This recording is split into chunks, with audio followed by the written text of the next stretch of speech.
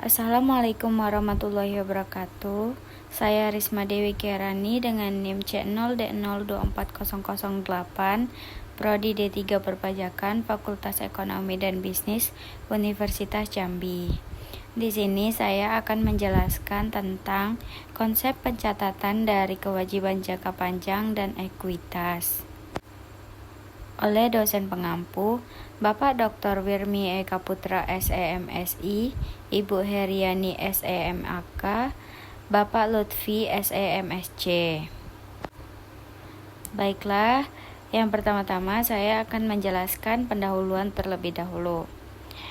Kewajiban jangka panjang dan ekuitas merupakan bagian penting dalam laporan keuangan perusahaan karena menunjukkan sumber pendanaan dan kondisi keuangan perusahaan. Kewajiban jangka panjang berasal dari utang yang jatuh tempo lebih dari 1 tahun, sedangkan ekuitas menunjukkan hak kepemilikan atas aset perusahaan setelah dikurangi seluruh kewajiban. Selain itu, pencatatan kewajiban dan ekuitas juga berkaitan dengan perpajakan, terutama PPh pasal 4 ayat 2 atas bunga obligasi dan penjualan saham yang bersifat final. Selanjutnya yaitu kewajiban jangka panjang. Pengertian kewajiban jangka panjang adalah utang perusahaan yang penyelesaiannya dilakukan dalam jangka waktu lebih dari 1 tahun. Kewajiban ini biasanya digunakan untuk membantu pendanaan perusahaan dalam kegiatan operasional maupun pengembangan usaha. Pengelolaan kewajiban jangka panjang harus dilakukan dengan baik agar perusahaan mampu memenuhi kewajibannya di masa depan dan menjaga stabilitas keuangan. Contohnya yaitu utang obligasi, utang hipotek, dan kewajiban pensiun. Selanjutnya yaitu pengertian ekuitas. Ekuitas merupakan hak residual pemilik atas aset perusahaan setelah dikurangi seluruh kewajiban. Ekuitas mencerminkan kekayaan bersih perusahaan dan menjadi indikator kondisi keuangan perusahaan. Semakin besar ekuitas, maka semakin baik kemampuan perusahaan dalam mempertahankan kegiatan usahanya dan menarik investor. Komponen ekuitas yaitu modal saham, tambahan modal disetor, laba ditahan, dan cadangan perusahaan. Selanjutnya yaitu klasifikasi kewajiban jangka panjang. Kewajiban jangka panjang diklasifikasikan berdasarkan jenis instrumen dan sumber pendanaan. Klasifikasi ini penting agar laporan keuangan lebih jelas dan mudah dipahami. Jenis kewajiban jangka panjang, yang pertama hutang obligasi, yang kedua wesel bayar jangka panjang, yang ketiga kewajiban sewa guna usaha, yang keempat pinjaman luar negeri, yang kelima obligasi pemerintah. Dan dengan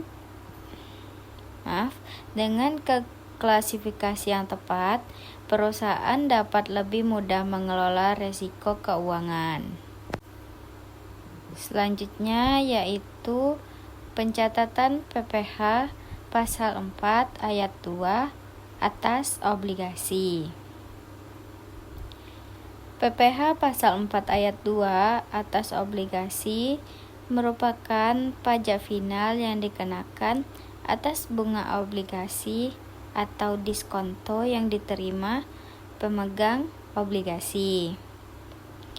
Pajak ini dipotong oleh penerbit obligasi atau pihak perantara.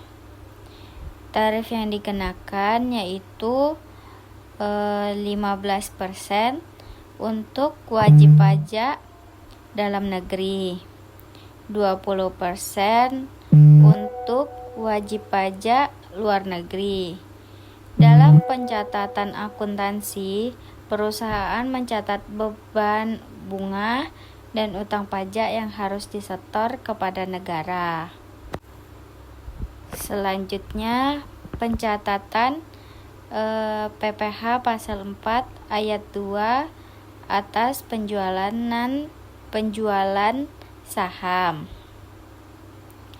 Penjualan saham di Bursa Efek dikenakan PPh final sebesar 0,1% dari nilai bruto transaksi.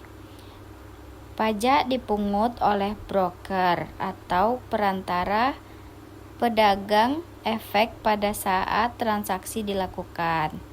Setelah pajak dipotong, broker wajib menyetorkan dan melaporkan pajak tersebut kepada pemerintah. Pemegang saham juga menerima bukti potong untuk pelaporan SPT tahunan. Penjualan saham di luar bursa tidak dikenakan PPh final, tetapi menggunakan tarif umum pajak penghasilan. Baiklah, yang dapat saya simpulkan yaitu kewajiban jangka panjang dan ekuitas memiliki peran penting dalam laporan posisi keuangan karena menunjukkan sumber modal dan kondisi keuangan perusahaan. Pengelolaan kewajiban yang baik akan membantu perusahaan menjaga stabilitas keuangan. Selain itu, transaksi obligasi dan penjualan saham juga berkaitan dengan PPh pasal 4 ayat 2 yang bersifat final. Oleh karena itu, pencatatan akuntansi dan perpajakan harus dilakukan secara tepat agar sesuai dengan ketentuan yang berlaku. Baiklah, sekian.